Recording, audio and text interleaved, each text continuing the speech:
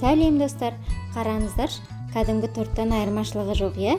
Бірақ бұл торттың құрамында ешбір қант жоқ. Иә, себебі бұл ерекше бауырдан жасалған торт. Бүгін тауықтың бауырынан жасалған торттың рецептісімен бөлісетін боламын. Видеоны қарамастан бұрын лайк басып, арнама тіркелуді ұмытпаңыздар. Алдымен 500 грамм бауырдың бір бөлігін блендердің көмегімен сақтап аламыз.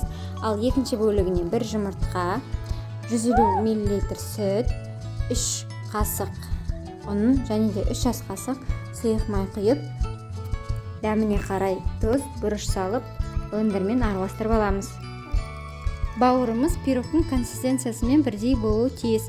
Егер де қою болып жатса, сәл сүтпен араластырыңыз.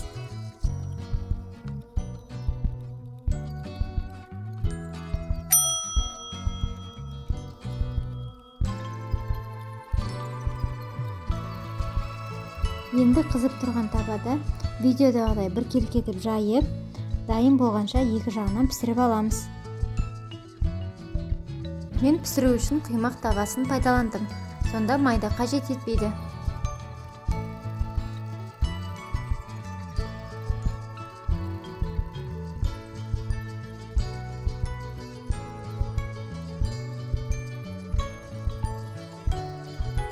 Осы құрам бойынша диаметрі 22 см болатын 12 дана бауыр құймақтары шықты.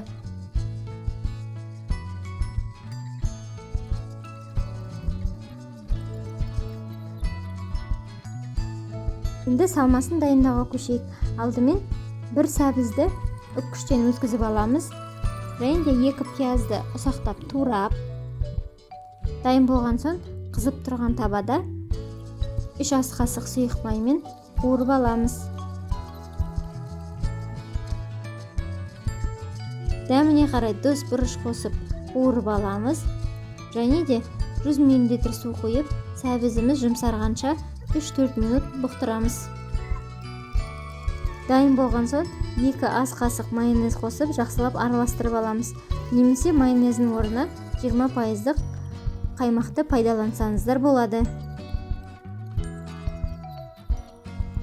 Енді видеодағыдай алдымен бауырлы құймағымызды салып, одан соң салмамызды салып, тортымызды жинақтаймыз.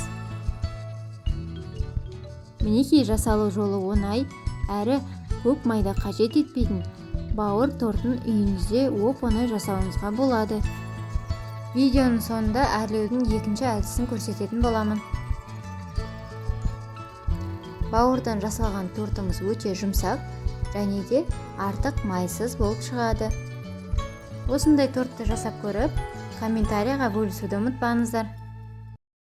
Сіздермен болған Асылжан, астарыңыз дәмді болсын.